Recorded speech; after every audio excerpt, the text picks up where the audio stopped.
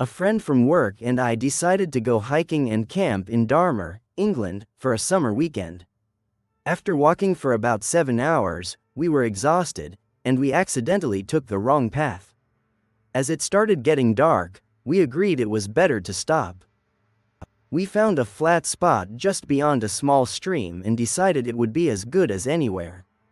We had separate tents, and I set mine up with the entrance facing the stream. Keep in mind that Darmor National Park is full of sheep roaming freely. After I finished eating, I suddenly had to go to the bathroom, so I walked away from the river to put some distance between myself and the water. On my way back, I saw a ram's skull. It wasn't unusual to see one, but I thought it was pretty cool, so I picked it up to bring it back. Only when I lifted it did I realize there were at least 10 more skulls scattered around. It made me feel like I'd stumbled onto a sheep cemetery.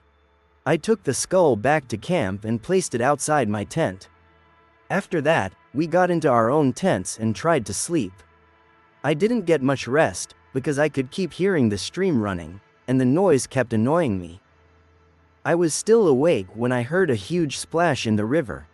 Like someone had thrown a large stone in, not like an animal splashing through or walking along the bank. I called out to my friend to see if it was him, but I got no response.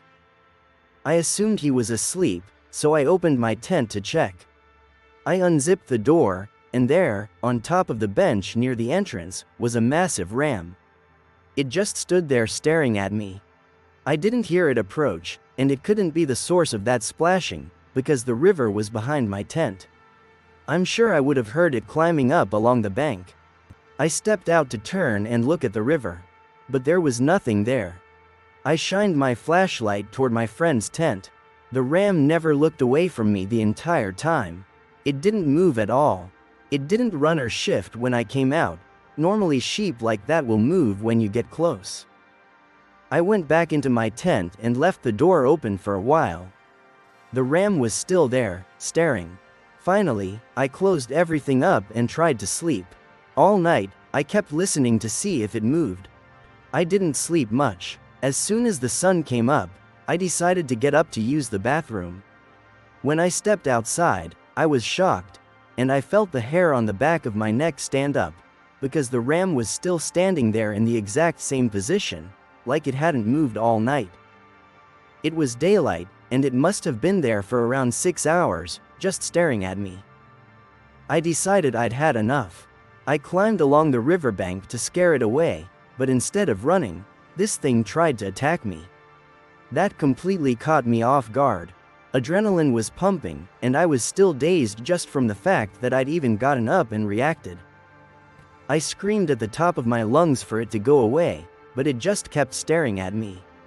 After that, the two of us stood there, staring each other down for about 30 seconds.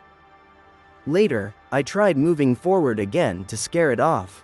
At that moment, my friend came out of his tent and asked what was going on. I explained everything, and of course he thought I was joking or trying to scare him. He told me he hadn't been able to sleep much either, because he'd spent most of the night texting his girlfriend, and still, he hadn't heard absolutely anything.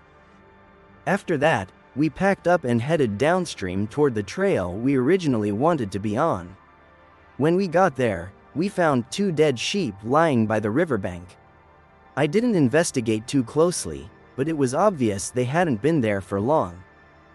We left quickly and finished our trip with nothing else to do.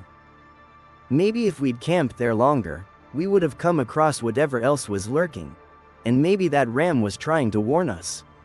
Or maybe it was a demonic ram, coming for revenge because I picked up that skull and brought it back.